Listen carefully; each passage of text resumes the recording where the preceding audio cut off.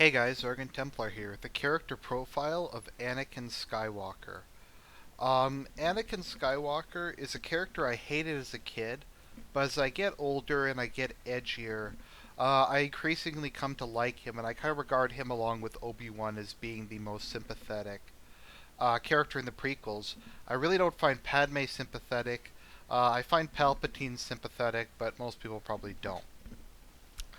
Anakin is in essence kind of a fish out of water. He is kind of the most ordinary person in the Star Wars universe. Why do I say that? Because his reactions to his childhood, kind of his internal psychology, and his actions and goals are probably the most understandable and the most coherent. I mean, this is a universe where we got, well, I guess maybe Watto. We've got Watto the Merchant, whose uncle runs the Galactic Reserve, and he's pretty realistic compared to real life. But let's see. Let's just go into Anakin a bit. I know I talked about a lot of this in my Phantom Menace review, but so Anakin was born a slave. He was uh, raised by a single mother. His father, he doesn't have a father. His closest thing he has to a father is Darth Plagueis. He's a messianic type figure who has immense power in the Force. But he's stuck on kind of a crappy planet in the middle of nowhere.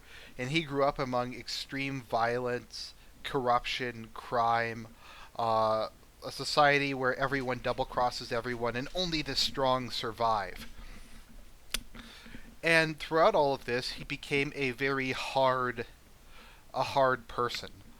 Um, they weren't able to take away his natural compassion or his natural kind of goodness, I suppose. And I feel even when he becomes Darth Vader, he still, I think, does have a moral compass, at least more so than the Emperor. I think he does truly believe in the New Order, truly believes that the actions he does and the sacrifices that are made are in the best interest of the galaxy. We certainly don't get that much of an impression, at least I don't from the prequels, that he's that self absorbed. Most of the things he wants are pretty ordinary. They're pretty much what a normal person would want. So let's go into it. What does Anakin want? He wants to be free. He wants to go and become a Jedi and protect people who can't protect themselves. That's kind of his noble goal. He's willing to help a group of complete strangers who come to their planet without expecting anything in return. He's altruistic, he's kind to others, he's a good kid for his mother, he's very smart, etc. He's pretty much like I know that Jake Lloyd's annoying, but he's pretty much the perfect kid. He's the kind of kid you'd want to have. He grows up to be kind of a good-looking teenager. He was trained to be a warrior. He spends his life as a teenager serving in the Jedi Order, um, fighting bad guys, etc. He, though, in contrast to a lot of the other Jedi's, seems to realize the inherent contradictions, the inherent cruelty of the Jedi Order. Because the Jedi Order doesn't really seem to care much about people. They don't really seem to care much about life. They just seem to care about sticking to their code, no matter how much their code fails them or how many people are protected by it. Anakin, I find, kind of considers himself to be neutral good, in contrast to the Jedi Council, who he considers to be kind of lawful neutral, if we're going to use D&D terms. Because all they care about is their code, not intervening, their pacifism, etc. Whereas Anakin just wants to get the job done. He kind of has a utilitarian perspective, but I don't really think it's motivated by personal selfishness. He has a bit of a desire for power, but in general his desire for power seems to stem from, to me at least, more desire to make things better for other people or for a desire to protect the people he loves and cares about. And eventually he does get somewhat arrogant, but I think he is to a large extent a product of his environment. He comes from a society where life is short and brutal, and he believes that as a result of his childhood that he has to become as strong as possible and as tough as possible and willing to use violence, etc., to protect the weak.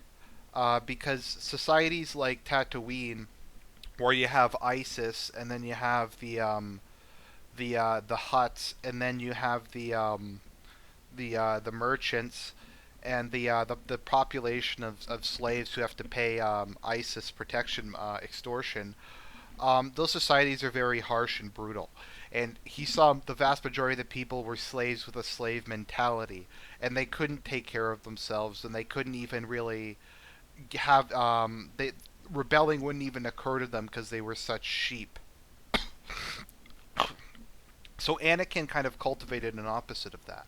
But by and large, if we look at his priorities are to serve the Republic, to protect Padme, to protect his mother, to protect Obi-Wan, to bring order to the galaxy. Because he's the opposite of Padme. Because Padme grew up in an extremely privileged, extremely peaceful world, and has this idealistic, romantic view of the galaxy. Anakin comes from the Outer Rim. He comes from the most brutal, bloody part of the galaxy. He understands. He has a very realistic understanding of what people are like, the depths that lie in the human heart, and that people do need to be controlled. So Anakin is more or less I'd say like the most traditionalist person in Star Wars. His desire is to become a warrior, to protect the weak, to become strong. Uh, Eventually, once he meets Padme, his desire is to get married to her and have children with her and to raise his children. He probably, if Padme would have lived, they probably would have had a large family, and Anakin probably would have been a doting father, but that didn't wind up happening. I kind of wonder if he thought Padme was having an affair with Obi-Wan. That would kind of be an interesting element to it. But overall, I view him as being a very sympathetic character, because all the things he wants are laudable in real life. They just aren't laudable in the Star Wars universe and for a Jedi. Because Jedi aren't allowed to marry, they aren't allowed to love, etc. Um, they aren't allowed to show emotions, etc.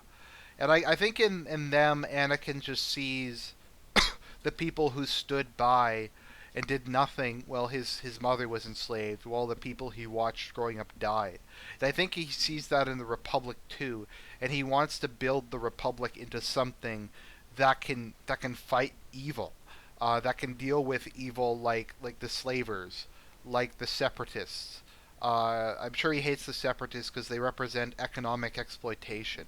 They represent kind of the people who controlled him as a child. And he sees in Palpatine a man who is to some extent above politics, a man who desires power so that he can bring about order. The fact that Palpatine kills people and does immoral things doesn't really bother Anakin, because he comes from a background where everybody's like that. Basically, he comes from a society where there's always a boss, there's always a warlord, and he sees Palpatine as the only competent one, the only person who is capable of running the galaxy, the only person who's capable of bringing about justice and ending the rampant chaos. And for that, he's willing to do whatever it takes, because Anakin just has no exposure to kind of soft, idealistic, high trust worlds where people just don't get along and people don't randomly kill each other and there isn't slavery, etc. So he's shaped by that, and I'm always shocked by just how well adjusted he is given his childhood, given the planet he grew up on. It seems to be a trait in the family, as Luke was able to grow up and to be a very humble, well-spoken kid, despite growing up on Tatooine. Then again, he had two parents and he didn't live in an urban setting, so he probably had a fairly conventional upbringing.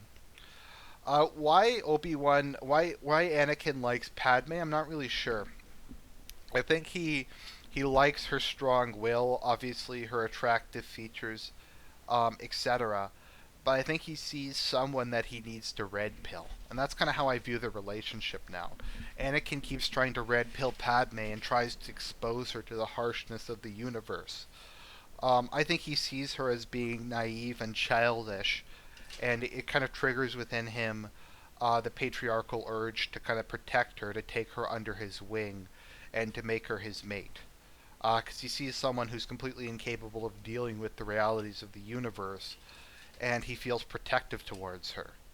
That's kind of how um, traditionally relationships work.